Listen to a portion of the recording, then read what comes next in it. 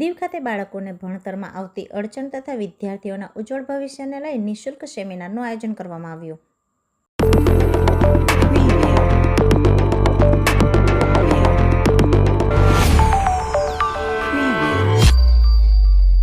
કેન્દ્ર શાસિત પ્રદેશ દીવના વણાકબારા જલારામ સોસાયટી સ્થિત સરકારી પ્રાથમિક શાળા નંબર 1 ખાતે વિદ્યાર્થીઓના વાલીઓ માટે નિઃશુલ્ક સેમિનાર યોજાયો, જેમાં memory power coach, Guinness world record attempter અને પૂર્વ ઇસરોના કર્મચારી અનમોલ રાષ્ટ્રદીપ દ્વારા વાલીઓને ભણતર દરમિયાન યાદ ન રહેવું, શિક્ષક જ્યારે ભણાવે ત્યારે ધ્યાન ભટકવું, ભણતર સમયે દિમાગમાં બીજા અનેક વિચારો આવવા, ભણવામાં એકાગ્રતા ન રહેવી વગેરેને વિદ્યાર્થીઓ છુટકારો મેળવી અને ભણવામાં ધ્યાન રહે, યાદ રહે અને તેઓ ભણવામાં સારું પરિણામ લાવે તેવી પ્રક્રિયા તથા ભણવાની ઢબ વગેરે સમજાવવા અને શીખડાવવા માટે 3 દિવસનો કાર્યક્રમ વિદ્યાર્થીઓ માટે યોજાશે.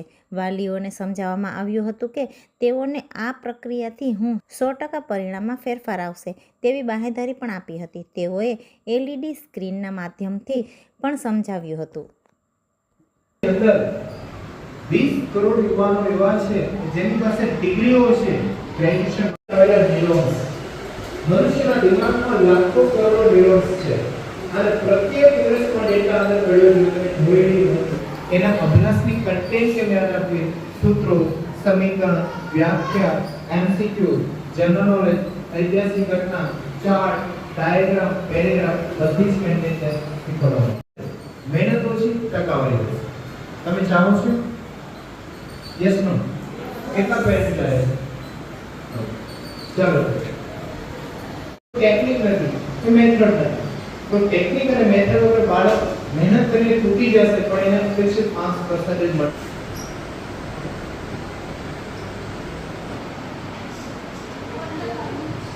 નંબર 15 પુરુષ 92 में दरवाजे पर 82 में that is the smart city number 72 पर सरस्वती माता થી ઉપરની સંખ્યા ઉપરથી નીચેની સંખ્યામાં જે રીતે આવી રીતના યાદ ઓછા સમયમાં યાદ કરી અને આપણી સામે રજૂઆત કર્યું એટલે મારું કંઈ પેટનું કામ નથી કર્યું.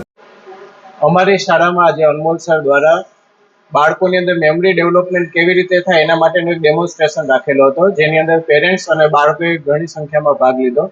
સમગ્ર ડેમોન્સ્ટ્રેશન જોતા એના વિવિધ પાસાઓ ખૂબ મહત્વના છે. દાખલા તરીકે યાદશક્તિ વધારવી એ પણ જરૂરી જ છે, પણ બાળકમાં એકાગ્રતા કેવી રીતે કેળવાય, પછી મોબાઈલ અને જે ટીવીનું દુષ્પ્રેરણાથી દૂર કરવા માટેના જે ખાસ કરીને જે સંદેશો છે એ બહુ મહત્વના છે. એટલે બાળકો આનો વધારે પડતો લાભ લે તો એના સમગ્ર જીવન માટે સારું છે. આજના સમયમાં જે બાળકો હરીફરીને મોબાઈલની પાસે જાય છે તો આ 3 દિવસની જે તાલીમ હશે એમાં મોબાઈલથી દૂર રહેવું, ટીવીથી દૂર રહેવું, મગજ શાંત રાખવું, ગુસ્સો ન કરવો, જે આજે આ બધા જે દૂષણો ઘરમાં વધતા જાય છે એ પણ આમાં ઘણું બધું શીખવા જેવું છે. તો આ સમગ્ર ડેમોન્સ્ટ્રેશન ખૂબ જ લાભદાયી હતો અને મોટી સંખ્યામાં બાળકો ભાગ લે તો ખૂબ જ એમના માટે સારું છે. યાદશક્તિ તો કેળવાશે જ, પણ એની પાસેના જે બીજા બધા પરિબળો છે એ પણ બહુ જ સારા છે. નમસ્કાર, મારું નામ છે અનમોલ રાષ્ટ્રદીપ અને હું માઇન્ડ પાવર ટ્રેનર તરીકે કાર્યરત છું 2013 થી. મેં મારું માસ્ટર ડિગ્રી કમ્પ્લીટ કર્યું બેંગ્લોર યુનિવર્સિટીમાંથી, master in social science complete કર્યું.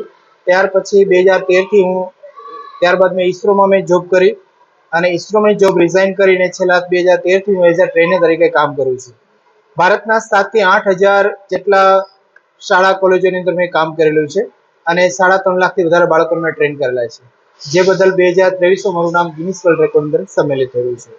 આજે દીવ ખાતે ગવર્મેન્ટ સ્કૂલની અંદર આપણે એજ્યુકેશન જે ઓફિસર છે અરવિંદ સર એની જોડે ચર્ચા કરીને સરે પરવાનગી આપી કે સર તમે શાળાની અંદર જઈને બાળકોને સેશન આપી શકો. તો ગઈકાલે બાળકો 3 સ્કૂલોની અંદર મેં બાળકોને સેમિનાર પર મેમરી પાવર, જે લગભગ 500-700 જેટલા બાળકોએ સેમિનાર લાઈવ જોયું, શિક્ષકોએ જોયું અને એમને ખૂબ મજા આવે કે જો આવું અમારું મેમરી કામ કરે તો ડેફિનેટલી અમે અમારી એક્ઝામની અંદર સારું પરફોર્મન્સ કરી શકીએ. તો હું 2013 થી લઈને અત્યાર સુધી 3.5 લાખથી વધારે બાળકોને ટ્રેન કરી ચૂક્યો છું. સો આઈ નો વેરી વેલ કે હાઉ ટુ ટીચ ધેમ અને how to we can get a maximum recall from the exam time from the student mind. તો એ હું કામ કરું છું અને જે બાળકો જે અભ્યાસ કરે છે એમાં પોતાના અભ્યાસક્રમની 70-80% જેટલી ગોખણપટ્ટીની માત્રા હોય છે. મનુષ્યનું માઇન્ડ જે ગોખે છે એ within few days they will forget it. એટલે બાળક ગોખણપટ્ટી ન કરે અને નેચરલ મેમરીથી કામ કરે તો નેચરલ મેમરીને માટે બાળકની પાસે નોલેજ હોવું જરૂરી છે કે બાળકની પાસે સાયન્ટિફિક એની પ્રોસેસ ખબર હોવી જોઈએ, બ્રેન કેવી રીતે કામ કરે, અને સાયકોલોજીકલ પ્રોસેસ ખબર હોવી જોઈએ.